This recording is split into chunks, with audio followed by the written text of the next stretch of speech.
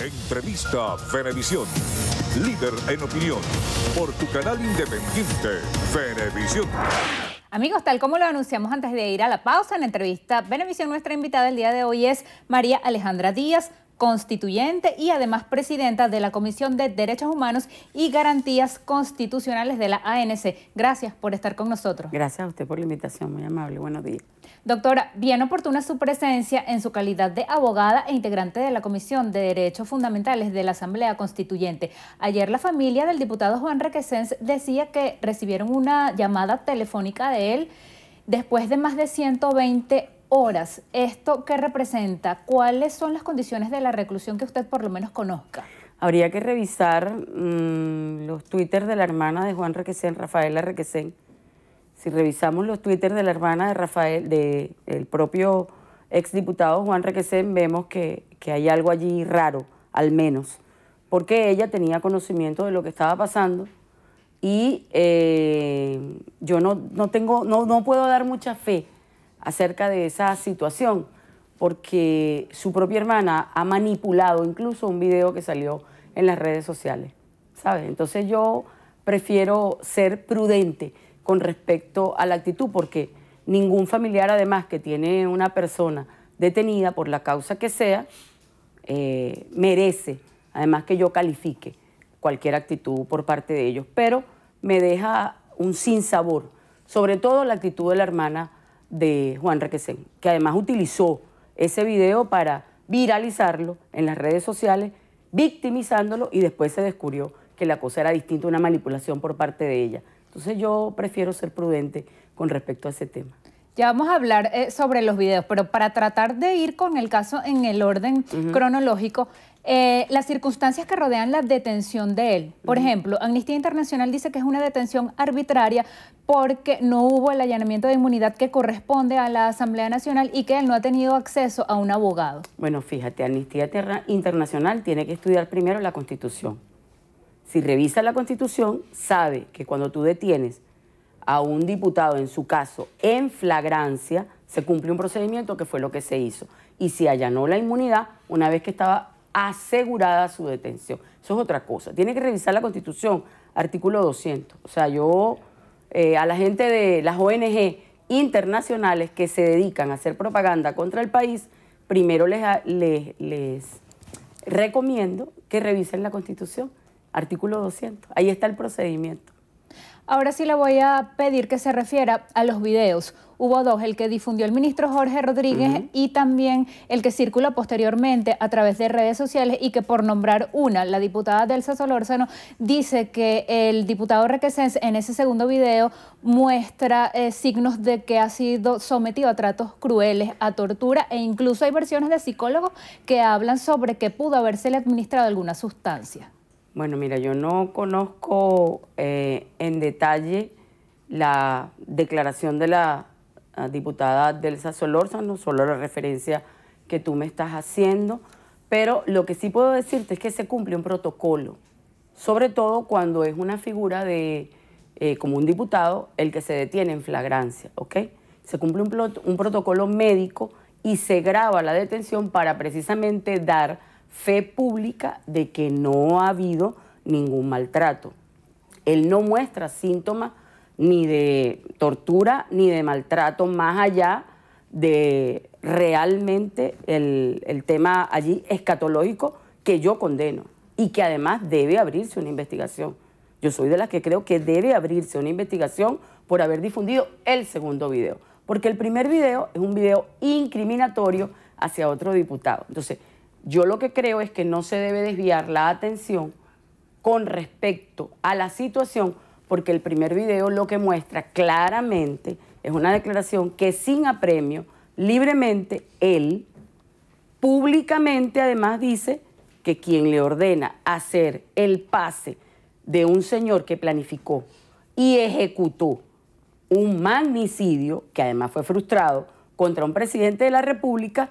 Entonces, por Dios, o sea, lo grave de toda esta situación, yo lo que creo es que no se debe desviar la atención con respecto a la primera declaración, porque esa declaración es incriminatoria, pero además ya sabemos que el comportamiento de Julio Borges es sistemático. Julio Borges no ha dejado en los últimos 15 años de estar involucrado en intentos de golpes de Estado fallidos, incluso golpes de Estado. En el 2002, él era el cabecilla, donde decía que todos tenían que renunciar, incluso el presidente, y después se dio un golpe de Estado. Uno de los miembros de Primera Justicia era miembro de los consejos de ministros que nombró Carmona. Es decir, eso es lo grave realmente. Ahora, la otra parte, ¿por qué se difunde un video que era para uso interno, para dejar claro que ese señor que estaba siendo detenido estaba en perfectas condiciones médicas, que era de uso médico, sale a la luz pública y además el uso que se le da? Yo creo que era para tapar el primer video. Creo que era una estrategia, ¿sabes? Eso es lo que, desde mi opinión muy particular, sucedió. Ahora, yo condeno esa situación, porque ninguna persona merece ser mostrada en esas condiciones, y menos en la condición que a él le sucedió, pues. O sea, yo no voy a mí me parece escatológico, y creo que debe haberse una investigación, como de hecho lo anunció la Fiscalía. Esos protocolos que usted menciona, ¿prevé que a él lo vea algún médico, o como ha pedido también el diputado José Manuel Olivares, que vayan médicos de Cruz Roja, por ejemplo? Bueno, eso depende el protocolo no lo prevé. El protocolo lo que prevé es que esté certificado por médico. Quien hace la detención además está en la responsabilidad de certificar que está en buenas condiciones. Si la detención te permite, si a la Fiscalía, en este caso, porque acuérdate que son delitos comunes de carácter muy grave, permite que vea otro médico a este señor, bueno, ya será de común acuerdo con Fiscalía y con el juez de la causa, que debe autorizarlo. Porque aquí hay un procedimiento, aquí hay un proceso, un debido proceso. Si la familia quiere que otro médico particular lo analice, debe solicitarlo ante la Fiscalía o debe solicitarlo ante el juez de la causa, que creo yo que es lo que no han hecho. Tú sabes que yo creo que hay mucho de manipulación y sobre todo declaraciones en medios de comunicación. Hay procesos dentro de la debida garantía a cualquier detenido que deben cumplirse. Si él está a orden de un tribunal y te están certificando a través de ese video cualquier situación, lo primero que tú debes hacer, tu abogado, acudir ante el tribunal para que te lo dejen, para que te permitan tener acceso a eso. Y seguramente eso ni siquiera se ha hecho. Pero declaran en los medios que sí se hizo. Entonces, yo creo que hay que tener mucho cuidado y mucha prudencia con el tema declarativo, sobre todo porque cuando tú revisas el expediente, a nosotros que nos toca investigar casos de supuestas violaciones de derechos humanos, cuando se comprueba, lo primero que tú acudes a las pruebas, pues al expediente, que es el que te marca el camino. Organismos internacionales han pedido que, por ejemplo, el Grupo de Lima, también el secretario general de la OEA, Luis Almagro, han pedido que se haga una investigación independiente, exhaustiva, transparente. Y ayer el propio presidente Maduro decía que él estaría de acuerdo incluso con que viniera personal del FBI, la Oficina de Investigaciones de Estados Unidos, para colaborar con las investigaciones. ¿Esto sería bajo qué figura? ¿Cómo está previsto que esto se realice? ¿Una investigación internacional? Yo no tengo idea porque el deseo del presidente Maduro es que se aclare, como todos los venezolanos, es que se aclaren las circunstancias tan graves bajo las cuales se realizó este magnicidio frustrado. Ya sería un acuerdo, un convenio de mutuo acuerdo con Fiscalía, ¿sabes? Ahí hay un órgano que está investigando, que es la Fiscalía que lleva esta investigación. Tendría que ponerse de acuerdo Fiscalía con ese órgano de investigación. ¿Cómo funcionaría? Como un órgano auxiliar. Pero en Venezuela hay, además en tiempo récord, se descubrió quiénes eran los que estaban organizando y cuáles eran las relaciones. Ahora, para mayor profundidad, mira, cualquier ayuda que se pueda conseguir para lograr esclarecer sin el más mínimo de duda, porque quizás lo que más nos afecta en este momento es el tema de que como se ha sembrado contra Venezuela toda una campaña de descrédito, de satanización, por supuesto que cualquier cosa que se quiera hacer inmediatamente es atacada para desacreditarla. O sea, ante un hecho tan grave, incluso el tratamiento, por parte de los medios de comunicación ha sido, según mi criterio, bastante malo, nefasto, incluso en algunos casos, sobre todo a nivel internacional. Entonces, cuando uno tiene conocimiento de estos hechos, en cualquier parte del mundo, cualquier medio de comunicación lo declara como un magnicidio frustrado, además un hecho muy grave. Pero aquí en Venezuela, si es en Venezuela cuando ocurre, entonces no. Es un intento, no ocurrió, es un autoatentado. Entonces, ahí hay una campaña de descrédito de por medio. Por eso yo digo que hay que verlo con mucho cuidado, además respetar la normativa interna venezolana. Tienes que respetar la Constitución y además los procedimientos establecidos en la Constitución para tratamiento de este tipo de casos que son tan graves.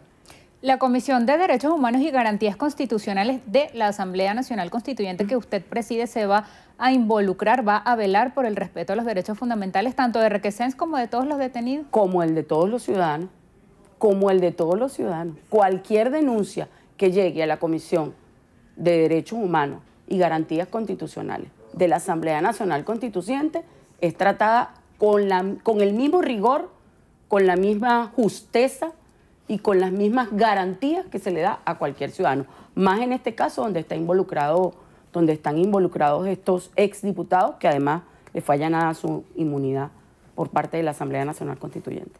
Doctora, vamos a hablar un poco de economía, siendo usted integrante de la Asamblea Nacional Constituyente que ya tiene un año en funciones, que decía que traería la paz, la trajo, sí, eso se traduce como el cese de las protestas de calle. Sin embargo, el venezolano espera cambios en la economía. El presidente Maduro los ofreció el día de las elecciones del 20 de mayo y ha dicho que ahora la fecha es el 20 de agosto. ¿Qué vamos a poder palpar los venezolanos como solución económica a partir de esa fecha, cuando a propósito entra en vigencia también la reconversión monetaria? Fíjate, hay varios aspectos que debemos como contextualizar. Uno de ellos es, Venezuela ha sido sometida en los últimos, sobre todo desde el año 2013, a ataques multiformes que han, sobre todo, distorsionado lo que nosotros conocemos como la vida cotidiana del venezolano. Hay una hiperinflación que es innegable, pero además es inducida, porque no tiene explicación. Por ejemplo, en el caso de la reconversión monetaria, que algunos supermercados ya estén colocando los precios del bolívar soberano, restando solamente 3 ceros. Eso no es casual. Ahí estás violando claramente lo que dentro de la planificación está establecido. Ahora, ¿qué podemos esperar después del 20? En virtud de ese contexto de guerra que se le ha aplicado a Venezuela, y digo guerra porque es ataque financiero, con bloqueo de cuentas, con imposibilidad de comprar medicinas afuera, con imposibilidad de comprar alimentos libremente a pesar de tener el dinero. Por ejemplo, tenemos al señor Julio Borges solicitando que no se nos compre el oro para impedirnos comprar medicina. O sea, ha sido todo un ataque. En el medio de ese ataque se ha diseñado un plan. En este caso, yo voy a destacar 2 medidas en particular que creo que pueden tener incidencia muy importante en estos cambios.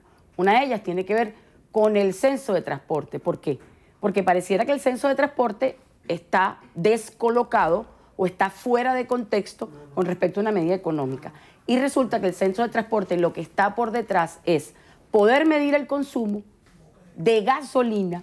¿Por qué? Porque la gasolina sirve de alimento al contrabando de extracción por Colombia, que es un ataque sistemático, y eso alimenta la bicicleta contra la moneda, porque uno de los planes es acabar con el poder adquisitivo del venezolano para no poder comprar y encima desatar una inflación interna.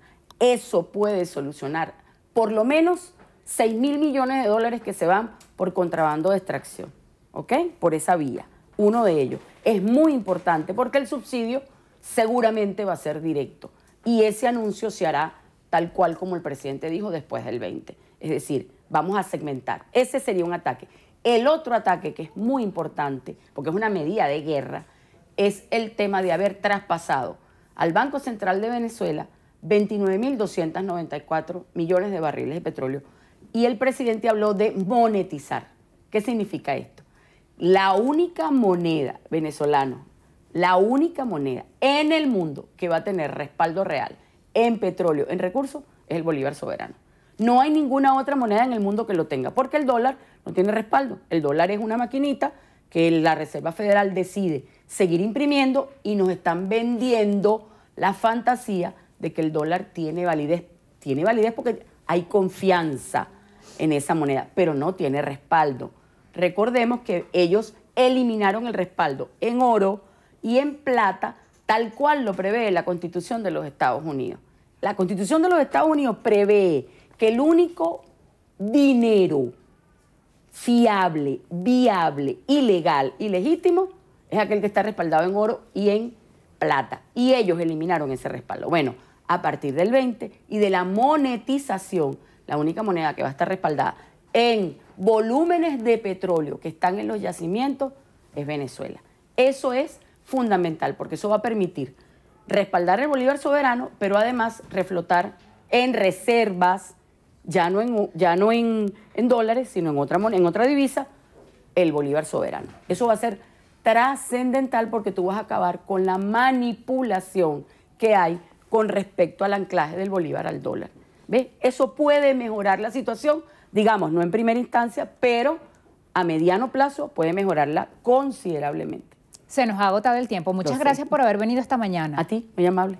Así despedimos esta entrevista a Venevisión con María Alejandra Díaz, constituyente y presidenta de la Comisión de Derechos Humanos y Garantías Constitucionales de la Asamblea Nacional Constituyente. Gracias a ustedes también por estar allí. Quédense, porque al regreso de la pausa tenemos estrenos y estrellas aquí en la emisión matutina de Noticiero Venevisión.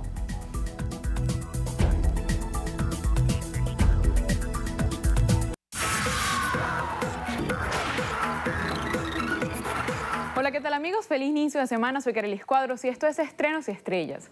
Comenzamos revisando las noticias del séptimo arte con el estreno en nuestro país de la película Megalodón.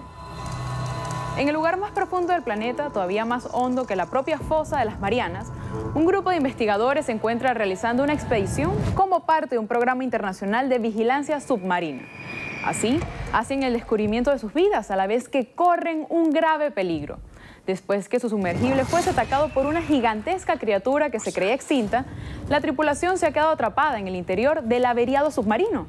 El tiempo parece agotarse para Sujin y su padre, por lo que él decide, a pesar de la oposición de su hija, contratar al especialista en rescates de aguas profundas Jonas Taylor, quien tendrá como misión salvar al equipo atrapado y vencer a la amenaza imparable que se oculta en el océano. Y luego de su estreno, el film Misión Imposible 6 se posicionó en el segundo lugar del ranking nacional. Tom Cruise vuelve a la carga como Head Hunt, un agente de operaciones de campo para una agencia de élite dedicada al espionaje. Él se encarga de llevar a cabo peligrosas y altamente sensibles misiones internacionales que han sido consideradas como imposibles. En esta nueva entrega, además de escenarios increíbles e impactantes escenas de acción, descubriremos más a fondo la personalidad de Ethan. También volveremos a ver a la espía Ilsa Faust y conoceremos a la nueva directora de la CIA. Además, vuelven otros personajes conocidos de la saga como Luther Stickle, Benji Dunn, Alan Hunley y Julia May. Cerramos con la historia de drama A la Deriva. Basada en hechos de la vida real, narra cómo la pareja formada por los jóvenes Tammy Holman y su novio Richard se hacen a la mar en su velero, pero en medio del océano se ven sorprendidos por una de las mayores tormentas jamás registradas. Tras el paso del huracán, Richard sale herido y Tammy tendrá que ponerse al mando para intentar sobrevivir a la deriva con el velero roto, sin comida y sin agua.